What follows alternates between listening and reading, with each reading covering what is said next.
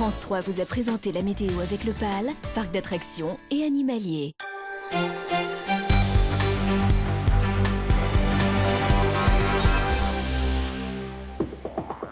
Madame, monsieur, bonsoir. Heureux de vous retrouver pour votre journal des Alpes. Au sommaire, ce soir, des tirs d'armes à feu contre les locaux du Parti socialiste isérois en plein centre-ville de Grenoble. La nuit dernière, une douzaine d'impacts de balles ont été relevés.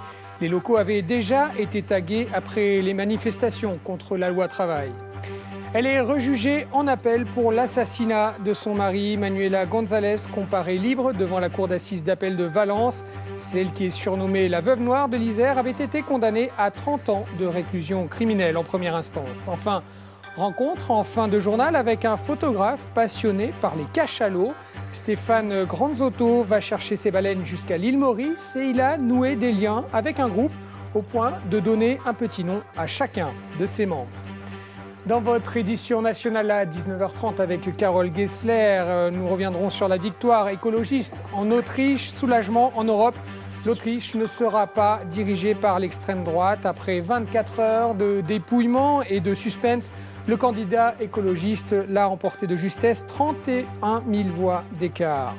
Et puis le Stade de France, la sécurité en question. Bernard Cazeneuve reconnaît des failles dans le dispositif samedi lors de la finale au MPSG. Des fouilles inefficaces, des accès saturés. Il ne reste que 3 semaines pour réajuster le tir avant l'Euro 2016. Une douzaine d'impacts de balles sur la devanture du siège de la Fédération PS de l'Isère. Voilà ce qu'ont découvert cette nuit les policiers en plein centre-ville de Grenoble. Aucune trace de revendication, mais une atteinte insupportable à la vie démocratique de notre pays pour le ministre de l'Intérieur, Bernard Cazeneuve. Le parquet de Grenoble a ouvert une enquête. Aurélie Massé, Vincent Abran et Dominique Bourget se sont rendus sur place. Nous sommes tombés dans une violence extrême. Ce sont les mots du premier secrétaire de la Fédération iséroise du Parti socialiste, Christophe Bouvier, qui a réagi, entouré de plusieurs élus, au tir dont a été la cible le siège du PS. 12 impacts de balles ici, au centre-ville de Grenoble, rue Nicolas Chaurier, où les coups de feu ont été entendus vers 1h du matin. Les locaux sont utilisés jour et nuit, sans qu'on prévienne qui que ce soit de l'utilisation, parce qu'on est chez nous. Et il y aurait très bien pu y avoir quelqu'un, même tard dans la nuit, dans la fédération cette nuit, et ça aurait pu très mal finir. Donc se faire taguer, se faire caillasser le local, c'est une chose. S'en prendre avec des armes de guerre au local, c'est inacceptable. L'information s'est très vite propagée, l'affaire a pris de l'ampleur. Faut-il y voir un lien avec la mobilisation contre la loi travail? Pour Erwan Binet, cela ne fait guère de doute. Sur les réseaux sociaux, j'ai vu exploser des réactions aux simple tweet que j'avais fait de soutien à mes camarades ici pour dire mais vous l'avez bien cherché. Moi qui au début de cette journée ce matin ne voulais pas faire ce lien-là, j'ai constaté que ceux qui sont les plus extrêmes dans ce combat contre la loi travail l'ont fait eux-mêmes. Et ça c'est grave aussi, c'est aussi grave. On n'en sait pas plus pour l'instant sur l'enquête confiée à la direction interrégionale de la police judiciaire de Lyon. Je vous rappelle que le siège du PS avait déjà été la cible de plusieurs actes de vandalisme ces dernières semaines. Oui, les réactions se multiplient tant au niveau local avec le maire de Grenoble, Éric Piolle, ou encore Michel Destot, député PS de l'Isère, ou l'ancien maire LR de Grenoble, Alain Carignon. Autant au niveau local donc que national, des réactions que vous pouvez découvrir sur notre site internet France 3 Alpes. Des actes que tous relient à la contestation de la loi travail qui se poursuit avec le blocage des dépôts pétroliers. La ruée vers les stations-service était bien une réalité dans la région, mais il semblerait que ce soit plutôt dû à un excès de prudence des automobilistes. Ambiance dans la proche banlieue de Grenoble avec Florine Heba et Vincent Abran. De la Tronche à Mélan ou Vorep, ce matin, même scénario. Les stations de carburant étaient très fréquentées pour un lundi. Plus que d'habitude, ça, on s'y attendait, mais les clients ont surtout voulu anticiper par mesure de précaution. J'ai appris ce matin qu'il y avait des difficultés d'approvisionnement. 10% déjà de stations où il y avait des difficultés. Bon, je dois partir sur Lyon, donc je n'ai pas le choix. Voilà, et on va faire le plein. Mais bon, s'il ne faut plus prendre la voiture, on trouvera un autre moyen de locomotion. Les rumeurs de blocage plus ou moins coriaces et la situation de l'ouest de la France ont suffi à semer le trouble à l'autre bout du pays. Dans le secteur, la seule vue d'une file d'attente donne des angoisses aux automobilistes. Du coup, tout le monde y passe par peur de manquer. Nous, on dépend de la raffinerie de Lyon. De Faisin, voilà, mais on est livré par Porte-les-Valences. Donc c'est un dépôt et qui, eux, apparemment, ont apparemment moins de problèmes en ce moment, puisqu'ils sont ravitaillés par oléoduc, par en dessous. Donc voilà, pour l'instant ça va. Depuis le week-end, les stocks baissent plus vite, mais pour l'instant, pas de quoi s'affoler, le ravitaillement est assuré. Côté prévision, c'est un peu plus flou, mieux vaut s'informer au jour le jour. Vous avez été prévoyant, vous avez fait le plein? Ouais, c'est ce qu'il faut. À ce qui paraît, la semaine prochaine, ça va être la merde. Ah bon? À ce qui paraît, je sais pas ce qu'on va en dire, ce que j'ai entendu dire. Bon, ça vous enlève pas le sourire en tout cas. Non, jamais. Bon, on n'ira pas travailler, puis c'est tout. Hein? L'option n'est pas encore au programme, même si quelques pompes sont en rupture, normalement, ça ne devrait pas durer. Par contre, l'effet pénurie a une fâcheuse tendance à faire grimper les prix. Et hier, le Premier ministre Manuel Valls a réaffirmé que l'État utiliserait au besoin la force publique pour libérer, entre guillemets, les dépôts de carburant bloqués. En Auvergne, près de Clermont-Ferrand, les forces de l'ordre sont intervenues ce matin à 6h30 pour débloquer le dépôt de carburant de Cournon, près de Clermont-Ferrand. Intervention dans le calme, comme ont pu le voir Christian Lamorel et Bruno Lebray.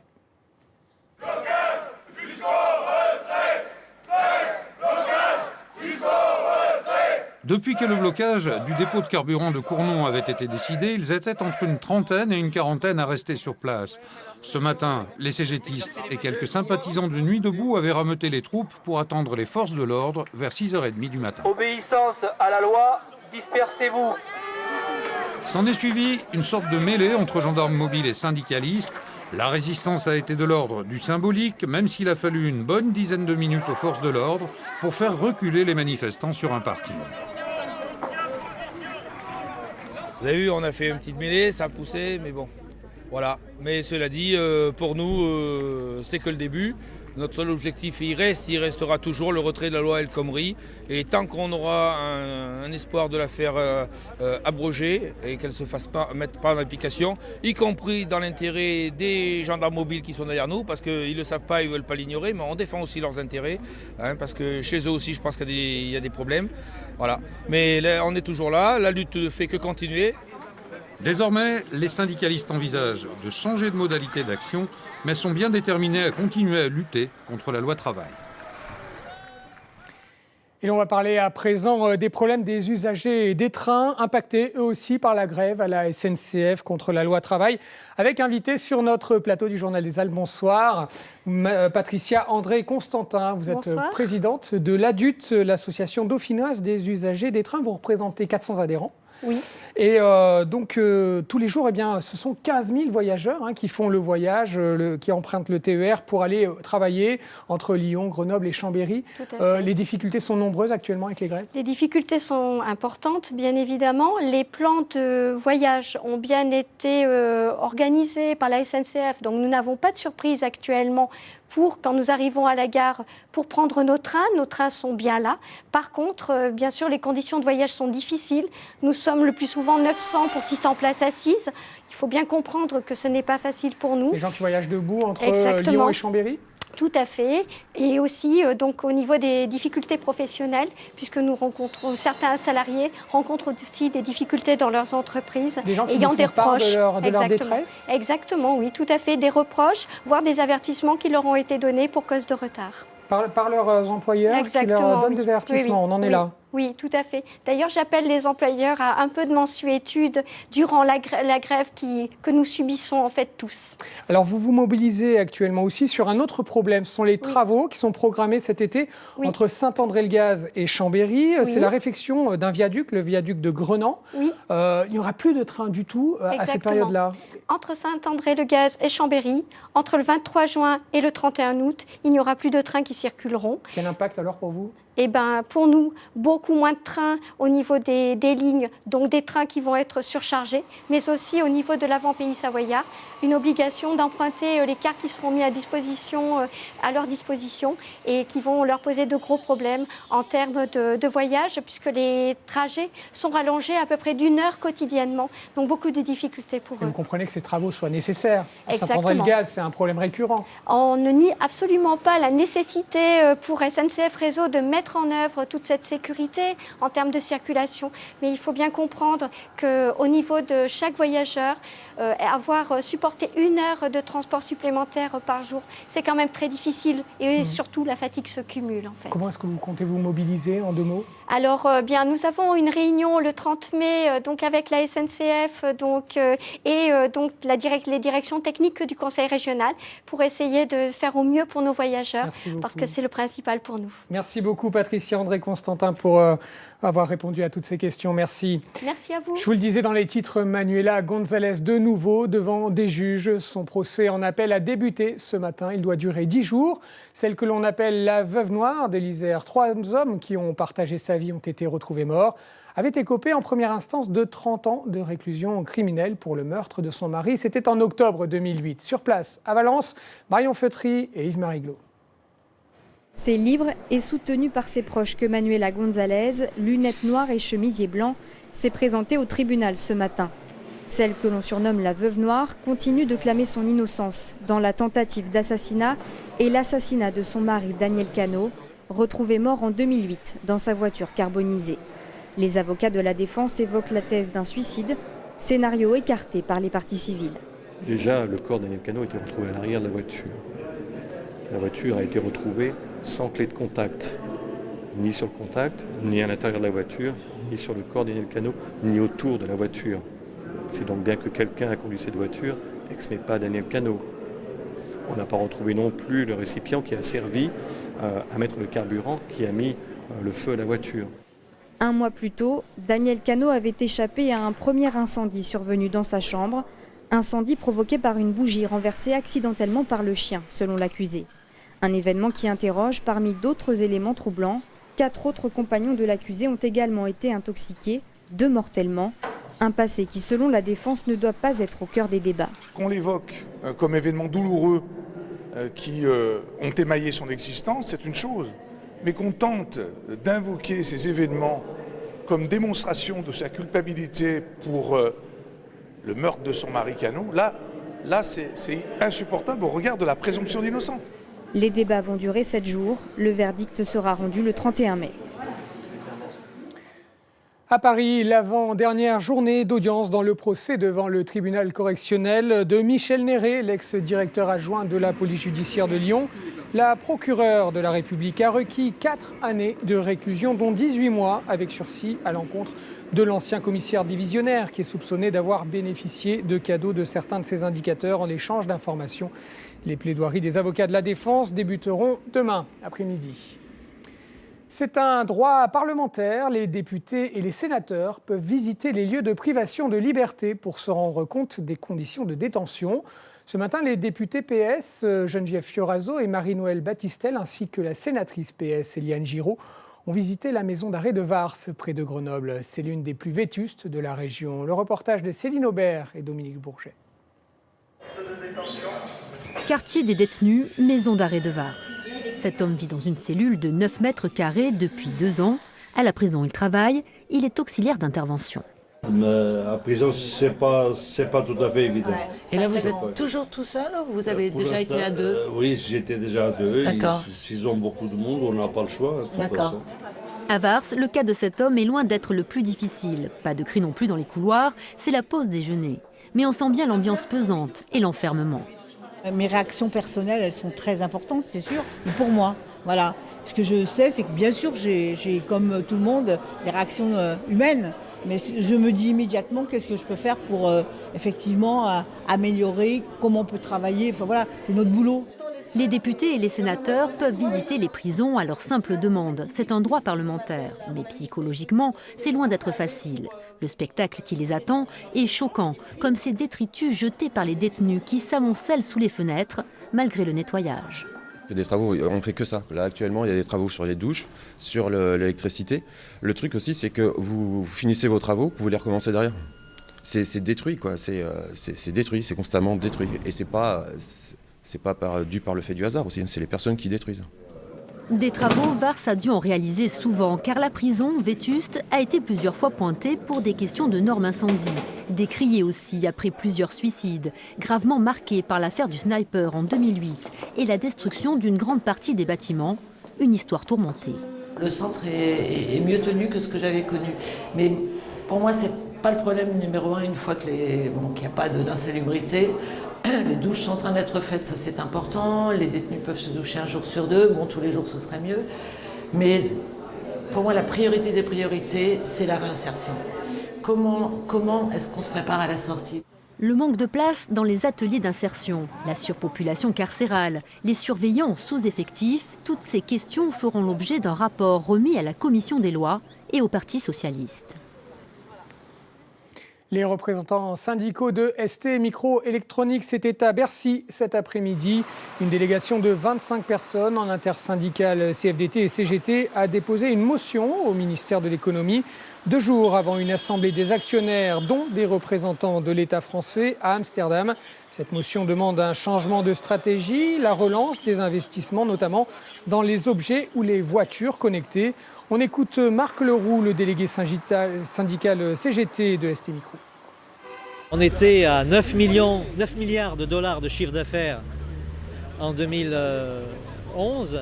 Aujourd'hui, on est à 7, dans un marché qui est en progression. Et alors que tout le monde voit bien dans sa vie courante que les applications de la microélectronique se développent. Donc il y a bien une régression. Elle est très inquiétante pour toutes les branches de l'entreprise. Et donc, il faut absolument changer de politique. On veut une suppression totale des dividendes pour consacrer tout l'argent à la relance de l'investissement. Et deuxièmement, on veut un vrai changement de stratégie, c'est-à-dire redresser ST Micro, qui est le dernier, on va dire, champion un petit peu européen. Avec les pluies diluviennes qui s'abattent sur les Alpes depuis hier, après déjà des périodes pluvieuses ces derniers jours, la terre est gorgée d'eau et les éboulements menacent. En Haute-Savoie, Ingrid Pernet-Duparc et Serge Vorette sont allés faire le point sur ces situations à risque avec les experts du RTM, les services de restauration des terrains de montagne. L'image est impressionnante. C'était le 21 avril dernier. En quelques heures, la montagne s'est détachée et la piste de ski est devenue un énorme gouffre. L'élément principal, ça reste l'eau, et l'eau dans les sols. Donc pour que l'eau puisse s'accumuler dans les sols, il faut un certain temps. Donc ce n'est pas forcément l'eau qui tombe aujourd'hui qui va déclencher le glissement de terrain, mais c'est des périodes de pluie plus ou moins longues, plus ou moins importantes, ou des périodes où l'enneigement est différent. Des conditions plus favorables au glissement de terrain. Les séismes restent un facteur déclencheur. Et bien évidemment, l'activité humaine a fortement modelé le paysage montagnard et les pratiques ont changé. Il y avait une gestion des eaux qui était essentiellement liée aux pratiques agricoles. Donc on entretenait les arrivées d'eau, on entretenait les sources, on entretenait le drainage. Donc tout ça faisait que l'eau était maîtrisée. Et l'eau était envoyée dans des zones connues. On connaissait les glissements de terrain.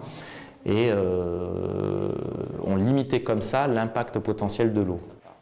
Mais aujourd'hui, l'eau s'infiltre. Décrochements, vagues, cicatrices sont visibles, comme ici au cœur du village. Depuis plus d'1 an maintenant, les experts tentent, non pas de stabiliser les glissements de terrain, c'est impossible, mais de réduire les mouvements et limiter les impacts potentiels.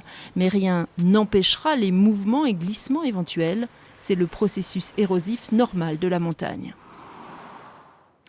Allez, un peu de sport maintenant avec ce coup de projecteur sur un club de judo qui vient de fêter ses 50 ans et il affiche une forme étincelante, celui de Montmélian en Savoie. Il compte près de 200 licenciés et il obtient d'excellents résultats dans toutes les catégories d'âge et de poids. Son secret, le sérieux, la discipline et un esprit de famille. Bernard Portugal et Frédéric Pasquet. On fait tous les mouvements que vous savez faire en tournant, au Chigari, Sasae, Moroté, tout ça. Allez, on y va. Il arpente les tatamis depuis plus de 50 ans. Victor Compagno a créé le judo club de Montmélian en 1964. Aujourd'hui, il en est le président et l'entraîneur. Et si les années ont passé, sa motivation est intacte et le plaisir toujours au rendez-vous. Je suis fier parce que dans ce club, j'ai pu former pas mal de jeunes, qu'actuellement ils sont toujours là. J'ai commencé à avoir des jeunes à 6 ans en arrière, maintenant ils ont 40 et quelques années, ils sont toujours avec moi. Voilà, alors mes valeurs, je les donne maintenant à ceux qui veulent bien les prendre, mais ça demande de l'entraînement et du sérieux. Sérieux, travail et discipline. Au fil des années, le club a construit son histoire autour de ses valeurs fortes. Aujourd'hui, il compte près de 200 licenciés, dont les plus jeunes ont à peine 5 ans. C'est une bonne école de la vie. On apprend à se battre et à ne pas lâcher jusqu'à la fin. Le judo, ça nous apprend le respect, le contrôle de soi, la modestie, la sincérité, plein d'autres qualités. C'est un art de vivre, une manière de vivre, et ça permet d'évoluer et de se diriger dans un chemin qui forcément sera bon. Et en compétition, les résultats sont au rendez-vous. Le club collectionne les podiums et les médailles au niveau régional et national, et 3 de ses membres ont même eu l'honneur d'intégrer l'équipe de France. Une réussite individuelle qui s'appuie avant tout sur le collectif. On est tous là pour soutenir les uns les autres en entraînement ou en compétition. Et quoi qu'il arrive, Victor il est toujours derrière nous pour nous pousser le plus possible. Oui, j'ai commencé à l'âge de 6 ans et ça fait, je finis ma 37e année dans ce club. C'est ma deuxième famille. J'ai un deuxième père qui est Victor. Et voilà, c'est l'esprit de famille qu'il y a dans ce club et qui m'a fait tenir toutes ces années. L'an dernier, le Judo Club de Montmélian a fêté ses 50 ans. Il est aujourd'hui l'un des plus anciens clubs de la Ligue Rhône-Alpes. Un mot sur le projet de la restauration de la fresque d'Ernest Pignon-Ernest à la Bourse du Travail de Grenoble. Nous vous en parlions ici même il y a quelques jours. Un appel au financement participatif a été lancé par le Grenoble Street Art Fest pour donner une seconde jeunesse à cette fresque géante sur les conditions de travail. Eh bien, le projet est en passe de réussir. Sur les 50 000 € espérés, 47 400 € ont déjà été récoltés. Il ne reste que 2 jours pour atteindre l'objectif. Pour finir, l'histoire d'une belle rencontre entre un photographe isérois et de grands animaux méconnus, les cachalots. Stéphane Granzotto était encore, il y a 10 jours, à l'île Maurice. Il a ramené de l'océan Indien des images extraordinaires. Ce photographe et documentariste animalier s'est pris de passion pour les cachalots depuis 3 ans. Et certains lui sont devenus familiers. Le reportage de Gilles Ragris et Jean-Pierre Rivet. D'abord, il y a le regard. Le regard du photographe est celui de l'animal, l'œil du cachalot. Le photographe, c'est Stéphane Granzotto, qui revient à peine de son terrain de jeu préféré, l'île Maurice.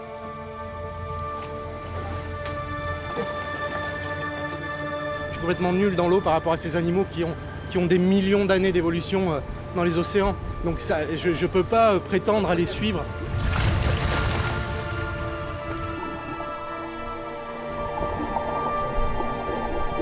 L'idée, c'est plus de se placer correctement, de sentir que si l'animal est dans une bonne prédisposition, et puis déclencher chez lui un réflexe de curiosité, il va venir à ce moment-là, l'animal va nous donner beaucoup. Et là la photo, elle est au bout de ce chemin.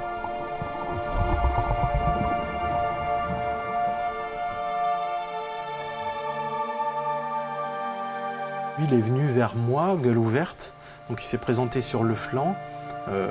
Et il a ouvert grand sa gueule et il est venu me mâchouiller pendant un long moment, délicatement. J'étais tellement près, j'étais dans la gueule que même avec le fisheye, j'arrivais pas à déclencher. Donc j'étais obligé de reculer et il est revenu plusieurs fois à moi.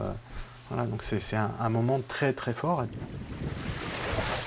Stéphane Granzotto et ses amis plongeurs réalisent mine de rien une première mondiale.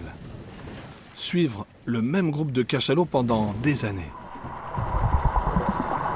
Les filmer, les photographier, les connaître, jusqu'à les appeler par leur petit nom. On va retrouver Arthur, Irène et tant d'autres. On a pu identifier ces animaux, puisque les cachalots ont des marques particulières qui sont un peu leurs empreintes digitales. Ils ont des blessures apparentes ou voilà, une caudale un petit peu abîmée selon les individus. C'est fantastique de pouvoir voir un animal grandir, évoluer, et puis de voir les liens sociaux qui régissent le groupe, qui les unissent. Et ça, c'est très très fort. Stéphane prépare un livre de photos, publié bientôt à compte d'auteur. C'est la prochaine étape avant de repartir là-bas, dans le grand bleu de l'océan Indien, pour un nouveau face-à-face avec les géants. Voilà, et si vous voulez soutenir Stéphane dans son projet de livre, une adresse internet, c'est le site ulule.com. Avant de vous quitter, je vous rappelle ce qui a fait la une de ce journal ce soir. Des tirs à balles réelles la nuit dernière contre le local du Parti socialiste isérois, en plein centre-ville de Grenoble. Une douzaine d'impacts de balles de calibre 9 mm ont été relevés par les policiers. Une enquête judiciaire a été ouverte par le parquet de Grenoble. Les réactions politiques sont unanimes pour dénoncer cette